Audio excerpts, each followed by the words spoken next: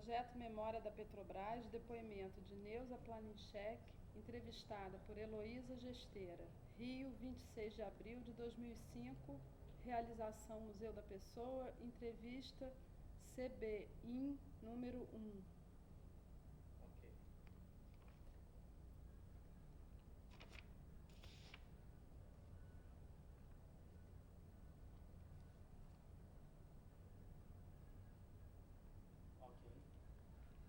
Boa tarde.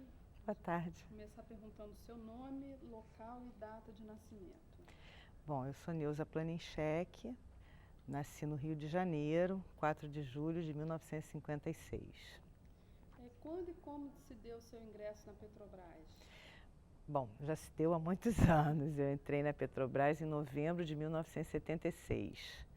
Na verdade, no sistema Petrobras, oficialmente na Petrobras Internacional, S.A. Braspetro, que era a subsidiária internacional da Petrobras, né? A Braspetro existiu até 2002, quando foi incorporada pela Petrobras. Com a mudança da Lei do Petróleo, em 97, 98, a Petrobras pôde abrir diretamente empresas no exterior, então não precisava mais ter uma subsidiária para operar no exterior, ela própria já poderia ir diretamente. Então aí nesse sentido é que se decidiu pela fusão da Braspetro, e a Petrobras assumiu não só nós, os empregados, mas também as empresas que através da Braspetro já a holding Petrobras atuava no exterior. Àquela altura era em torno de 26 empresas. Fala um pouco do seu trabalho, dos locais que você trabalhou aí ao longo, né, desses anos que você está na empresa. Já são muitos anos, né, mas a maior parte deles eu passei no jurídico. Eu fiquei 12 anos no jurídico e isso faz com que as pessoas até achem que eu tenho um certo jeito de advogada, mas eu não tenho nada de advogada. Na verdade, eu sou bióloga por formação e pós-graduada em meio ambiente. Mas desde então sempre trabalhei nas áreas ligadas de alguma forma às questões de direito e questões jurídicas. Depois de sair do jurídico, trabalhei numa assessoria de mercados que abrangia a área de comunicação social, análise de mercados internacionais, naturalmente, e a área de desenvolvimento de mercados. Nessa assessoria, eu fiquei por 2 ou 3 anos e depois fui para uma área de negociação de contratos de exploração, que também fiquei por 3 anos. Depois desses 3 anos, aí fui para a área administrativa. Fui exercer a função de chefe dos serviços administrativos, que era uma área, como o próprio nome já diz, administrativa, mas que englobava toda a gestão administrativa da então Braspetro. Então eram compras, viagens, materiais, toda a parte de telefonia, naquele tempo tinha fax, reprografia, então tudo isso era administrado pela nossa área. Saí dessa área e fui trabalhar nos serviços de perfuração, trabalhar com plataforma. E eu recrutava pessoas, homens, né? Só tinham homens naquela época, hoje já se encontram mulheres nesse meio. Mas naquela época eram só homens, para trabalhar em plataformas que nós tínhamos no exterior. Eram 2 plataformas, eram em Angola, né? E uma sonda na Líbia, uma sonda de terra na Líbia e 2 plataformas offshore em Angola. Também fiquei 3 anos, é meio que cabalístico assim, o número 3, né? De 3 em 3 anos, assim, as coisas dão alguma mexida e eu mudo de área. Passados esses 3 anos, eu voltei para a área administrativa, para a mesma função de antes, com um perfil um pouco mais complexo, porque outras funções, outras atividades foram juntadas à inicial. Mas lá fiquei também por 3 anos. E aí então eu fui ser secretária-geral da Braspetro. Aí eu passei a lidar com a alta administração da empresa, os diretores, e não só da Braspetro, mas também o conselho de administração, que era formado por diretores e pelo presidente da Petrobras. Ministros de estados também fizeram parte do nosso conselho, embaixador, tinha um embaixador também. E aí eu comecei a ficar mais tendendo para o lado societário, né? Porque a área de secretaria-geral é uma área bastante formal, mas é que faz os registros, né, legais e oficiais da empresa. Então, a memória oficial da empresa, não romanceada, mas de decisões, né, são registradas nos registros societários, nas pautas, nas atas de reuniões, né? E essa era a parte que eu fiz nos 3 últimos anos da Braspetro. Não foram 3 não. Foi de 1999 até 2002, não, 3 anos, exatos 3 anos, né? E nessa fase, já no último ano, já tinha havido a incorporação da Braspetro pela Petrobras, como eu lhe falei, em função da mudança da lei do petróleo. A Petrobras pôde diretamente exercer atividades no exterior, antes ela não podia, ela fazia através da sua subsidiária Braspetro. Então a gente começou a ser desviado para ter outros olhos, que não só a Braspetro, mas também voltada às outras empresas que já existiam no exterior, né? E hoje a nossa função, gerência de relações societárias, nós coordenamos e acompanhamos os processos societários dessas empresas. Atualmente são 101 empresas, entre empresas operativas, empresas financeiras, algumas são não operativas, né? Operativas e não operativas. Tem algumas classificações aí de empresas. E sucursais, né? Temos algumas em encerramento, em liquidação, mas somando todas, atualmente são 101 empresas que a gente tem que estar debruçado sobre elas, acompanhando o que está acontecendo, né? Me diz uma coisa, você chegou a morar fora do Brasil? Não, sempre trabalhei aqui no Rio, só estive afastada por um período maior durante um mês, que eu fiquei em Angola, na época das plataformas. Como é que foi essa experiência de recrutar pessoas para essas plataformas? Eu posso dizer, eu me considero assim uma pessoa agraciada, abençoada, por ter tido a oportunidade de trabalhar na Braspetro e de ter girado assim a empresa e sempre com pessoas maravilhosas de trabalhar. Todos os meus superiores sempre foram pessoas ótimas e que sempre me estimularam, enfim, eu sempre trabalhei super motivada e fui feliz em todos os lugares, mas aonde eu fui mais feliz foi trabalhar com o pessoal de plataforma. Foi uma experiência ímpar na minha vida como pessoa também. Eu convivi com muitos dramas humanos, né? Não é fácil você trabalhar em plataformas. Eram funcionários da Petrobras? Não. Tínhamos alguns funcionários Petrobras que iam, mas não era a grande maioria das pessoas. A grande maioria nós recrutávamos, porque recrutávamos em nome da dona da plataforma, que era a Brasóio, né? Então era um outro tipo de relação trabalhista, né? E as pessoas vinham do mercado, primeiro o mercado brasileiro, que a gente tentava naturalmente fomentar para dar emprego a brasileiro, mas muitas das vezes algumas das qualificações exigidas no mercado não tinha, então a gente tinha que buscar fora. A Inglaterra, Aberdeen, é um grande centro fornecedor de mão de obra para a indústria do petróleo. Então houve ocasiões que a gente tinha que recorrer aos manpower suppliers, que a gente chama, para poder fornecer mão de obra. E foi uma experiência realmente assim muito gratificante. Foi onde eu fiz muitas amizades, eu passei por experiências, até na minha condição feminina. Você chegou a embarcar? Não, cheguei a embarcar, fiquei em Angola 2 dias na plataforma e não tinha nem alojamento para mim. Eu tive que dormir com o capitão da plataforma, que se chama Barge, né? não tinha cabine para mulher, né? Então, a gente tem que ter flexibilidade também, né, para poder viver uma circunstância dessa. Angola ainda é um país muito carente. Que ano era isso? Esse foi o ano de 1996. Né? Então, há quantos anos? 9 anos atrás.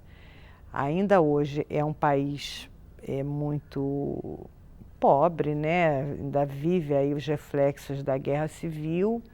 Há 9 anos atrás ainda existia uma guerra civil e então tinha todo um esquema de segurança para a gente poder circular na cidade. A base era Luanda e entre a distância do escritório para a vila onde a Petrobras tinha as suas casas, onde tinha os seus gerentes e onde também tinha uma casa grande, confortável, que era justamente do pessoal em trânsito ou então em missão no país, né? E nessa casa que eu fiquei. Então era muito interessante, que era só eu de mulher e vários homens circulando, né, pela casa, assim. Então tinha uns que ficavam um dia, 2, eram 3 quartos, eu fiquei ocupando durante um mês. Os outros 2 quartos estavam sempre ocupados, né? E eu costumo dizer que a maior de todas as experiências nessa fase foi ter ficado lá e nesse período ter ido um engenheiro aqui da Petrobras, que também estava conhecendo essa parte internacional, e eu conheci lá um nordestino de família numerosa, só ele de homem, mulher, 2 filhas ou 3, eu não me lembro bem, mas com a sogra que mora junto, né? Os nordestinos têm uma característica familiar muito forte. Então ele estava acostumado com um esquema assim muito matriarcal, né?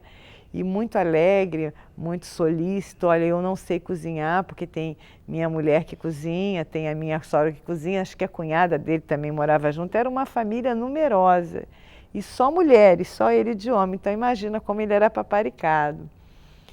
E ele disse, não, mas eu posso lavar a louça, botar a mesa, mas cozinhar eu não sei. Aí me causou um problema, porque eu sou super preguiçosa. Então eu, quando estava sozinha, não estava nem aí para cozinhar, né?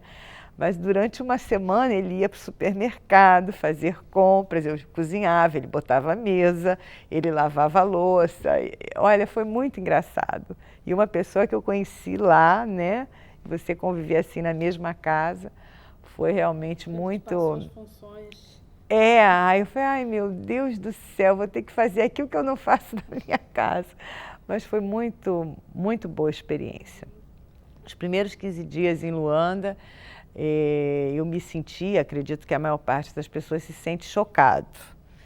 Não sei como hoje está esses detalhes, mas era muito comum você ver os ônibus da década de 20, 30 dos Estados Unidos, eram ônibus sem farol, sem vidro, caminhões tinham 3 rodas num aro, um aro num número menor, então o caminhão andava assim, cheio de gente. Não tinha praticamente transporte público, a não ser esses caminhões e esses ônibus antiquésimos, né? Então as pessoas iam entulhadas dentro. Então aquilo tudo era um choque. Os primeiros 15 dias era aquela surpresa assim, ó, isso existe, né? Não estou acreditando no que eu estou vendo. E os restantes 15 dias, eu fiquei lá um mês, aí aquilo já, como ser humano, começa a te incomodar, né? De ver aquele estado de pobreza absoluta. Qualquer favela aqui no Rio de Janeiro é infinitamente melhor do que eu vi em Luanda. Aí entendi um pouco a música do Gilberto Gil, que diz que só quem sabe onde é Luanda saberá me dar valor, né? Uma cidade linda, que foi linda, uma Bahia maravilhosa, mas muito destruída pela Guerra Civil. Mas, enfim, foi assim a época realmente que eu tenho assim como maior experiência, um momento assim realmente bastante especial, né? Neuza, você falou que até o momento, a partir da mudança da legislação do petróleo, a Braspetro foi incorporada. Demorou um tempinho, né? O tempo da Petrobras. Teve muita mudança qualitativa em termos da atuação do que era Braspetro e o que é hoje. Com certeza, com certeza. Dá para pontuar para a gente? Dá para tentar pontuar, sim, né? As principais mudanças. Bom, as principais mudanças é que, enquanto uma empresa subsidiária da Petrobras, nós éramos, Braspetro, uma companhia de pequeno porte internacional, né? O nível dos nossos ativos, o valor do portfólio da empresa era bem modesto. Do momento em que foi incorporado a Petrobras, quando foi criada a área internacional dentro da Petrobras, então o que aconteceu? Nós passamos a ter um orçamento próprio que, societariamente falando, era tocado pela Braspetro. Mas aí entrou uma materialidade maior, né? Já tivemos um grande ganho até com a troca de ativos com a Repsol, né? Que foi muito comentado na ocasião, né? E nós entramos no mercado argentino, 720 postos de serviço. E mais recentemente com a aquisição da Pérez Compán na Argentina, aí a área internacional aumentou muito mais a sua atuação. Não só a projeção da companhia internacionalmente, mas principalmente em termos da Petrobras, empresa por si só. O que representa a área internacional dentro da Petrobras? Hoje nós temos uma materialidade de em torno de 12% de tudo que é a Petrobras.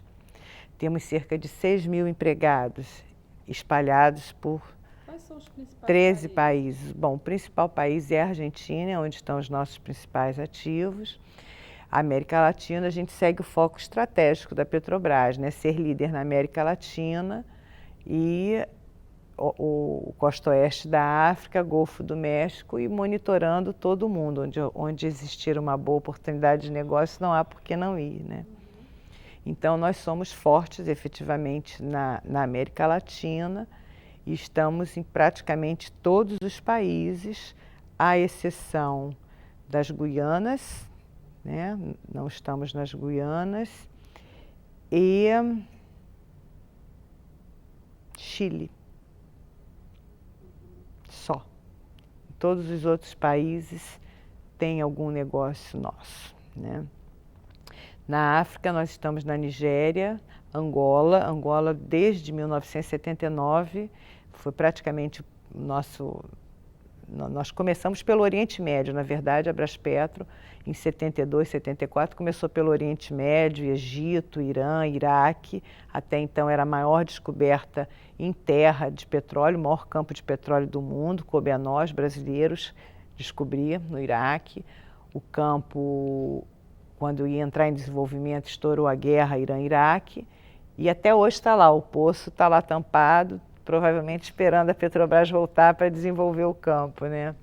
É uma esperança que a gente tem, né? Até um lado romântico da história, né? Pois é, mas lá as guerras não param, também tem isso, né?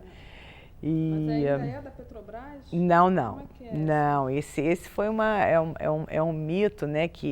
E na época, não sei se vocês se lembram, foi pelos anos de 79, 81, que houve a crise, a segunda grande crise do petróleo, que foi em 79, né? Foi quando nós renegociamos o contrato com o governo iraquiano. Assim como qualquer país, à exceção dos Estados Unidos, o subsolo é da nação, né? O que você faz, na verdade, você presta um serviço. A Braspetro prestava um serviço ao governo iraquiano e, naturalmente, tinha uma contrapartida pelo serviço que ela prestava, né? Na época da renegociação do contrato, se falou muito, a Petrobras entregou, deixou, o petróleo era nosso, né? A grande dependência do petróleo sempre, agora que nós estamos chegando na autossuficiência. Mas a história não foi bem essa, o contrato foi renegociado, o petróleo nunca foi dos brasileiros, coube aos brasileiros o privilégio, a sorte, ou a capacidade técnica de descobrir aquele manancial de petróleo, tá? Mas o subsolo pertencia à nação iraquiana. E quando houve a decisão pelo não desenvolvimento do campo, os conflitos locais, que depois culminou com a guerra Irã-Iraque, que era um conflito para durar uma semana e durou 8 anos, né? O contrato foi renegociado e com isso nós tivemos a garantia de abastecimento para o Brasil. Não houve racionamento de petróleo nas duas crises mundiais, graças a essa descoberta que foi feita pela Braspetro, pelo corpo técnico, porque o corpo técnico era Petrobras, pela Petrobras no Iraque, né? Então, daí, mas acabei me perdendo um pouquinho, a pergunta inicial era a grande mudança de materialidade, né? Com a mudança da lei do petróleo, que foi em 98, né? Que mudou a lei, então aí a Petrobras pôde ir para fora e aumentou a materialidade desde que ela própria assumiu a Braspetro, né? Então chegou um momento que a Braspetro perdeu a sua função institucional, né, de existir. Não tinha mais sentido ela continuar existindo. Já tinha uma decisão estratégica divulgada para o mercado, criação da área internacional para tocar a gestão, né? A Petrobras já podia ir para o exterior, podia constituir sua própria, atuar mais diretamente, então houve a fusão, né? Qualitativamente foi um salto imenso, não tenho a menor dúvida, né? Como empregados, nós tivemos o nosso grupo, inicialmente Braspetro, desfeito, né? Porque aí fomos destacados para a corporação, né? Mas, por outro lado, novas pessoas se juntaram a esse grupo, porque muita gente foi se aposentando também, né? Foi dando tempo, foi se afastando. Então, hoje, são poucas as pessoas que estão na ativa ainda como empregados e não aposentados, né? Que presenciaram todos esses acontecimentos, né? E eu sou uma delas, né? Mas também já estou aí perto de aposentar.